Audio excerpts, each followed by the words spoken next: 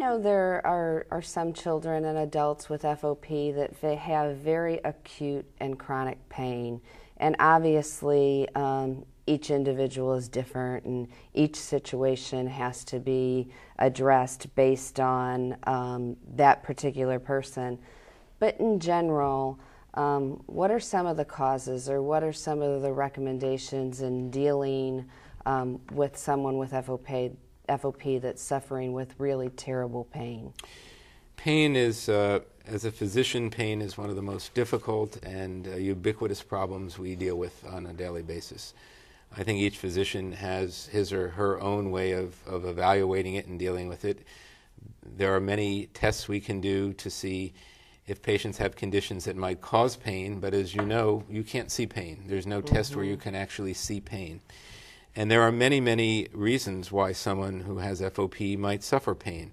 And those reasons may differ within the individual and over time within the same individual and between individuals. So for example, a new flare-up, an acute flare-up of FOP can be extremely painful or may not be painful at all.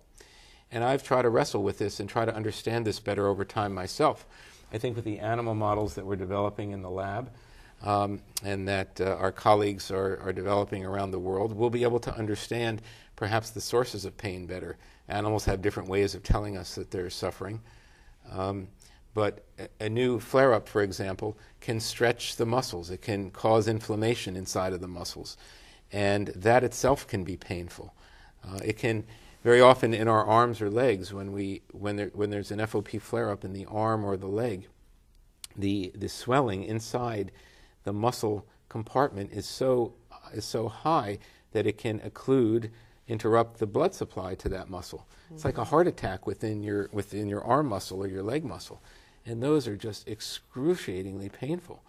There's absolutely no reason that a child or an adult with an FOP flare-up needs to be in misery through those flare-ups.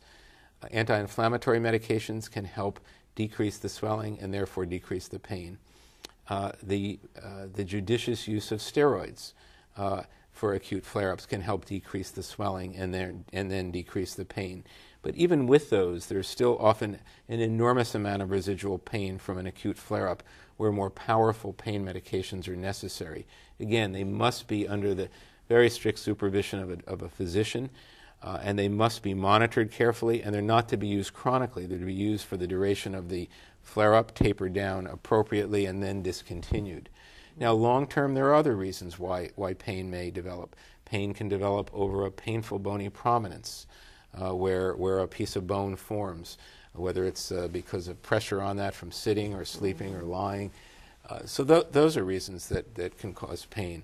Very often with the swellings, very often the nerves that run through a limb or through an area in the back might be enveloped in swelling, and that can cause pain, sometimes unusual sensations in the skin or a deeper type of pain, and different types of neurologic-based pain medications that actually target the transmission along the nerve might be more effective. So I think the most important thing is that when someone who has FOP has pain, their physician evaluates the source of the pain. They don't need to be an expert on FOP. Right. They just need to be a careful, thoughtful, considerate doctor who sits down and takes a history and does a physical exam and does all the things that anybody would do for anybody who has pain. Usually when that's done, the doctors can figure this out along with the patients. Very often they'll contact one of us who have more experience with FOP, and we can help sort through these issues to try to understand what the exact source of the pain is, and come up with the most effective medications or non-medication type treatments.